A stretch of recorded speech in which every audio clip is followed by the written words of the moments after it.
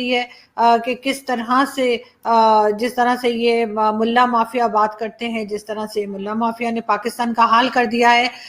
زیادہ تر لوگ تو ایسے ہی ہیں پاکستان میں جو اس چیز کو سپورٹ کرتے ہیں، لیکن خیر ہمارے جیسے لوگ ہیں اور ہم غلط کو غلط ہی بولوں گی. میں جو چیز غلط ہوگی اس کو میں غلط ہی کہوں گی، اور ویسے بھی ہسٹری جو ہے وہ غلط کو غلط کہنے والوں کی بنتی ہے، جوتے چاٹنے والوں کی نہیں. اور جب تک میں زندہ ہوں میں روز ویڈیو لگاتی رہوں گی، اور اگر کسی دن نہ لگا سکوں تو نیکسٹ ڈے لگا دوں گی. یار آپ لوگ تو فوراً ہی نیگیٹو سوچنا شروع کر دیتے ہیں. مطلب کوئی ایسا بات نہیں ہے کہ میں نہیں ہوں گی، بالکل ہوں گی، اور اگر کسی دن ویڈیو نہیں لگی تو نیکسٹ ڈے ویڈیو آ جائے گی، کون سی بڑی بات ہے.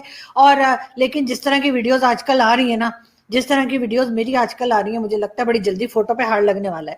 لیکن خیر ہم آگے بڑھتے ہیں اور ہم بات کرتے ہیں. جیسے آپ کو معلوم ہے کہ فرانس کے ساتھ ہماری ایک ٹسل چل رہی ہے، اور ہم بڑی کوششوں میں ہیں یہاں پہ ملا مافیا کے ہمارے جو ہے یورپین یونین اور دوسری یورپین کنٹریز کے ساتھ جو ہیں ٹرمز خراب ہو جائیں. اس میں وہ کسی حد تک کامیاب بھی ہو گئے ہیں، کیونکہ یہاں پہ تو سب کی واٹ لگی ہوئی ہے.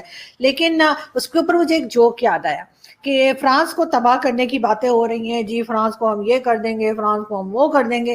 کہ ایک جاہلوں کا ایک گاؤں تھا، اس میں سارے جاہل رہتے تھے، اور انہوں نے سوچا کہ وہ امریکہ کو تباہ کر دے. اس کے لیے انہوں نے گولا بارود بم یہ سب کچھ جمع کر کے اور وہ بم چلا دیا. اس سے ہوا یہ کہ آدھا گاؤں اڑ گیا، اور جو جاہلوں کا سردار تھا وہ بھی کہیں دور جا کر گرا.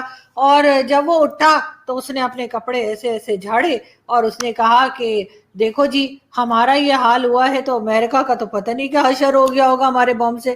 تو یہی چیز یہاں پر ہو رہی ہے کہ اپنے ہی ملک کے لوگوں کی گاڑیاں جلا دی، اپنے ہی لوگوں کے بائکس جلا دیے، اپنے ہی ہاسپٹل کی ایمبولینسز جلا دی ہیں اس ملا مافیا نے. لیکن مسئلہ سارا یہی ہے کہ خود ہی تو ان کو بڑھاوا دیا تھا، خود ہی تو ان کو پالا تھا، خود ہی تو ان کو پیدا کیا ہے، اور اب یہ خود ان کو جنہوں نے بنایا ہے انہی کو کاٹنے کے لیے دوڑ رہے ہیں. تو اب ان کی سمجھ میں نہیں آ رہا کہ یہ ہینڈل کریں تو کیسے کریں.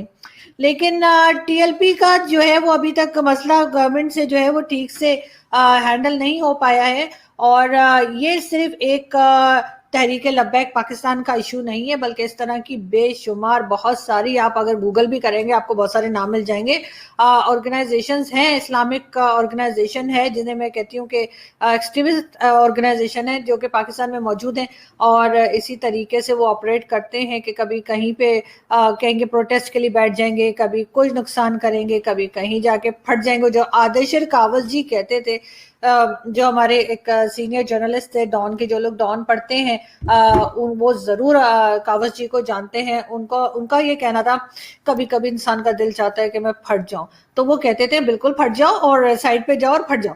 لیکن سارے لوگوں کو لے کے کیوں پھٹ جاتے ہو بھائی؟ یہ جو سوسائڈ بامرز ہوتے ہیں ان سے تو بس اوپر والا ہی بچائے. تو آپ جانتے ہی ہیں کہ پتہ نہیں، میں نے کئی بار پوچھا ہے کئی اپنے شوز میں جو میں ٹی وی سے بھی کیا کرتی تھی، اور جو کوئی اگر مولانا کوئی آ جاتے تھے کہ بھائی یہ ساری میجورٹی سوسائڈ بامرز یہیں سے کیوں نکلتے ہیں، تو وہ اسلامک کنٹریز سے ہی کیوں نکلتے ہیں، تو وہ پھر اس کے خیر کوئی خاص جواب نہیں دے پاتے تھے، سارے آئیں بائیں شائیں کر کے نکل جاتے تھے. خیر ہم آگے بڑھتے ہیں اور ہم آپ کو یہ بتاتے ہیں کہ جی ایک نیوز یہ بھی آئی تھی ہمارے پاس کہ انڈیا اور پاکستان دونوں جگہ کے جو فارن منسٹرز ہیں وہ ملنے جا رہے ہیں دبئی میں. لیکن کچھ ٹائم کے بعد یہ بتایا گیا کہ ایسا کچھ نہیں ہونے جا رہا. دونوں جا ضرور رہے ہیں یو اے ای، لیکن اپنے اپنے کام سے. انڈیا والے تو پتہ نہیں کیوں جا رہے ہیں، اور ہمارے والے تو اوبیسلی پیسہ لینے جا رہے ہوں گے، یا کوئی تیل ویل مانگنے جا رہے ہوں گے، یا پتہ نہیں معافی مانگنے جا رہے ہوں گے.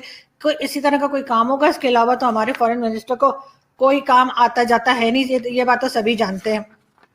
مگر پرابلم یہ ہے کہ آج کل چل رہا ہے جی رمضان اور پکوڑے اور رمضان، یہ دونوں ایک دوسرے کے ساتھ بالکل ایسے کر کے جڑے ہوئے کہ ایسا نہیں ہو سکتا کہ جب تک رمضان چل رہا ہو تو پکوڑے نہ ہو، اور جب تک رمضان چلے گا تو میں پکوڑوں کی بات تو ضرور کروں گی، جو کہ میرے فیوریٹ ہیں. آپ لوگ شاید اسے بھجیا بھی کہتے ہیں، پتہ نہیں بھجیا کیوں کہتے ہیں پکوڑوں کو.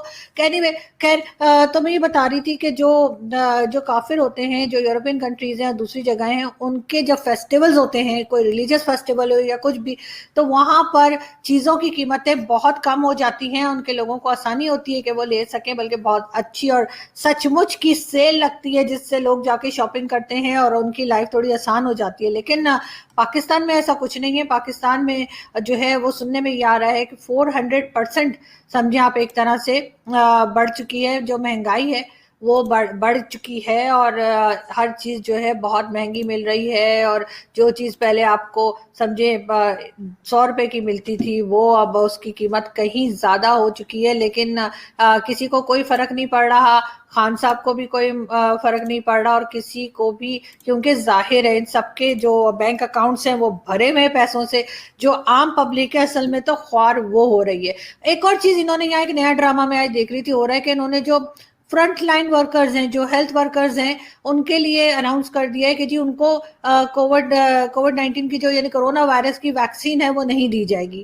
اس کے اوپر کافی شور مچایا ہے ڈاکٹرز نے, اور انہوں نے کہا کہ یہ کیا بات ہوئی, ابھی تک کئی ایسے ڈاکٹرز اور نرسز ہیں اور پیرامیڈیکل اسٹاف ہے جن کی ڈیتھس ہو چکی ہیں, اور جو بیچارے آگے بڑھ کے کام کر رہے ہیں اس وائرس کے لیے, اور اس طرح کی ویکسین لوگوں کو لگا رہے ہیں, انہی کے لیے ویکسین جو منع کر دی گئی ہے.